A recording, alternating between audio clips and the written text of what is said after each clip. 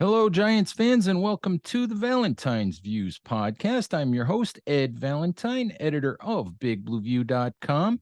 If you're watching on YouTube, please like and subscribe to support our channel. If you're listening wherever you listen to podcasts, please subscribe there as well to support our content. All right, Giants fans, wanted to get into a few things. Really interesting day out at Quest Diagnostics on Thursday for the Giants. In fact, so interesting that this is technically your Friday podcast, but I'm posting it for you guys on Thursday night because of some of the really interesting things that went on Thursday, both during practice and after practice for your New York Giants. Have to start with Saquon Barkley lambasting critics of his running style during his session with the media post practice.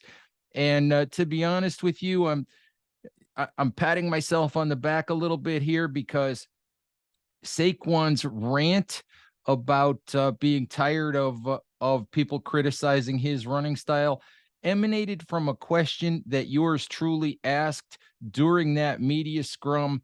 I'll set this up for you. After the preseason game on Thursday, in which Barkley got a few carries, head coach Brian Daboll was complimentary of Barkley's aggressive running style, of his decision making, said that he got downhill, he went north and south, said, so he was very happy with Barkley's running style. That obviously is something he's been criticized about in the past. He's been criticized for dancing too much in the hole, for being a little bit hesitant. Whether that's fair or unfair is not something I'm going to judge here right now, but that is the narrative that's out there. And about a month or so ago, an article by Jeremy Fowler of ESPN quoted an NFL head coach, or not head coach, but an NFL offensive coach, as saying, and I'll read part of the quote to you: "I'm down on him. He still doesn't know how to play running back enough. He's a bouncer. He wants every run to be a home run. He's going to have to learn that 4-yard runs in this league are good, instead of stopping, cutting it back, and losing 2 yards." So that's the quote. And when I asked Barkley this question, to be honest with you, not in an accusatory tone, in a fairly innocuous tone, because I wanted his reaction to what Daboll said. And I asked him if he had been making a conscious effort to get north and south, to get downhill, to basically to run more straight ahead. And he said no. And he went on, he said that I've been running, since I was 8 years old, and I know what I'm doing. And he talked about this being his style. And he said, he said, "I know people will say dancing and this and that, you don't get north and south, but I'm not going just to run into the middle of my lineman's back. That's not how I play the game." He said, "By no means am I the perfect running back." But then the more he talked, the more worked up he got. He said, he said, obviously he knows there's an impression out there, or that people have said he doesn't know what he's doing. He's just dancing back there.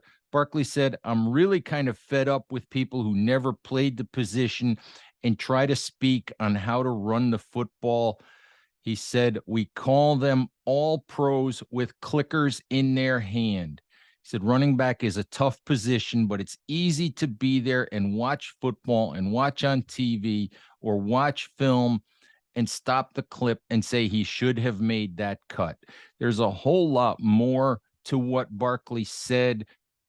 Please check out the story that I did on Barkley's remarks at BigBlueView.com if you haven't read it yet. But really interesting that Barkley got as fired up as he did about answering that question. A couple times this year he's been very defensive, and to me, this was obviously not Saquon Barkley being angry with me for asking that question. This was Barkley grabbing an opportunity, basically, that my question presented. This is obviously something, to me anyway, that he's been itching to talk about, that he's been itching to address. He was obviously aware of the criticism that he's received for being hesitant in the hole over the last couple of years. He's obviously aware of the ESPN article and what the anonymous head coach said. And I think he took this as an opportunity to hit back at his critics, to get this off his chest, to have his say, and more or less to tell people to leave him alone. And honestly, I take Barkley's willingness to do that as a good sign. Barkley has had a really good training camp. Honestly, I was impressed by the way that he ran the other night. And I even mentioned at Big Blue View that the fact that I thought he was aggressive, the fact that I thought he got north and south, the fact that he didn't hesitate to hit the hole. Perhaps some of his hesitation to hit the hole the last 2 years has been health related. I don't know, but Barkley has seemed much more at ease, much happier, much more comfortable. He's been much healthier during this training camp than we've seen him in a while. And I'm optimistic that Barkley will have a really, really good 2022. He also made reference on Thursday to the fact that he does feel more confident than he has in quite a while. Again, making reference to the fact that he's gotten to train for football this year, not rehab an injury. He said last year it was simply a weekly battle for him to get his body ready, to get his knee ready, to get, once he injured his ankle, to get his ankle ready to play every week. He said he really wasn't practicing. He was just getting his body ready to be in the lineup on Sunday. This year, he's practicing. He looks healthy. He looks explosive. I think this offense with Brian Daboll and Mike Kafka will do a good job at least trying to take advantage of Saquon Barkley's skill sets, get him outside, get him into space, use him as a pass receiver. So really optimistic about Saquon Barkley heading into the 2022 season. But I thought, as I said, I thought it was really, really interesting that Barkley took that question, about going north and south, and went at his critics as aggressively as he did. If he goes and runs through holes this year as aggressively as he answered that question, then there's no doubt in my mind that Barkley will have a good 2022 season. The second topic that I wanted to talk about is Daniel Jones. Jones on Thursday was asked about the small scar, which is at the base of his neck, which people on social media have been pointing out recently and have been asking about. Jones said that he had a non-football procedure done, that it had nothing to do with the 2021 neck injury that cost him 6 games. He said he didn't have any, obviously indicating that he didn't have any sort of spinal fusion or neck surgery or anything along that line. Did not want to provide further details. I'm not going to speculate on exactly what he may or may not have had done. Just taking Jones at his word that whatever procedure he had done, he said, was not related to last season's neck injury. So that is actually good news. And I hope that for everyone out there who was wondering about that, I hope that at least clears that up, at least as much as Jones was willing to clear it up. Obviously, the surprising thing about all of that is that Jones is a starting quarterback in the NFL. Said he had that surgery done early in the offseason, which that might be January, that might be February, but this is now middle to late August.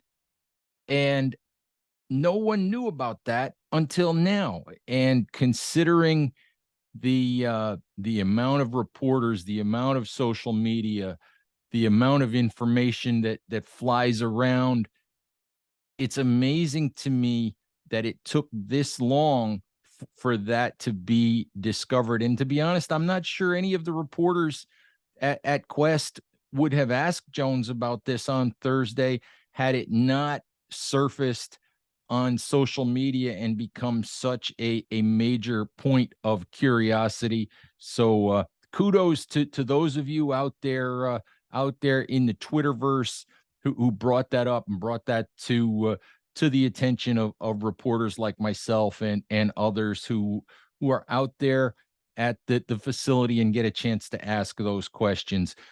Finally, one more thing, an injury note, in case you haven't seen it already. Ben Bredesen, who has been functioning as the Giants' #1 center with John Feliciano limited lately, has been doing a good job. Bredesen left practice on Thursday with a huge wrap on his right elbow, appeared to get injured in an 11-on-11 drill, came off the field, spent a long time trying to manipulate that arm with Ronnie Barnes and other members of the Giants training staff, had players coming up to him and offering him words of encouragement, but was eventually taken into the locker room, as I said, with a large wrap on his right elbow. So I mean, it didn't look good. It didn't look like something that's going to be an injury where he'll be back in a couple of days. So we'll get more information from Brian Daboll hopefully on Friday, if not perhaps at some point into next week. But it looks like that could be another hit to a Giants offensive line that has already seen a rash of injuries so far this summer. Obviously, rookie guard Marcus McKethan out for the season with a torn ACL.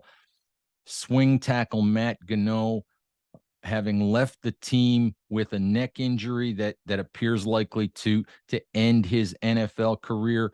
Shane Lemieux being out with a toe or foot injury. Jamal Douglas, veteran guard center, not practicing the last few days after suffering an ankle injury in last week's preseason game. A rookie offensive lineman, Joshua Uzudu, hasn't practiced in about a week. Again, I think he also may have suffered his injury in the week 1 preseason game.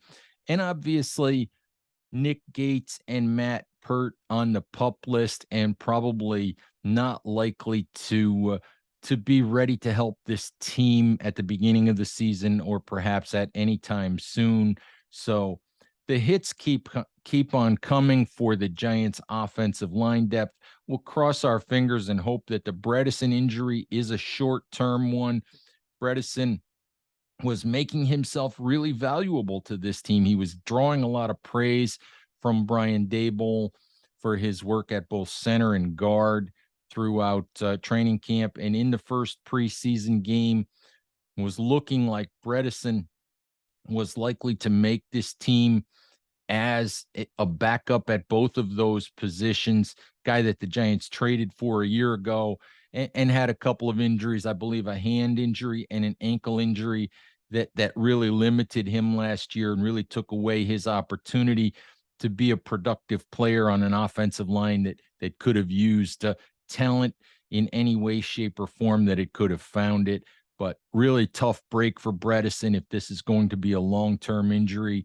And another hit to that offensive line. GM Joe Shane said the other day that the Giants are open for business heading into the regular season in terms of looking for help on this roster.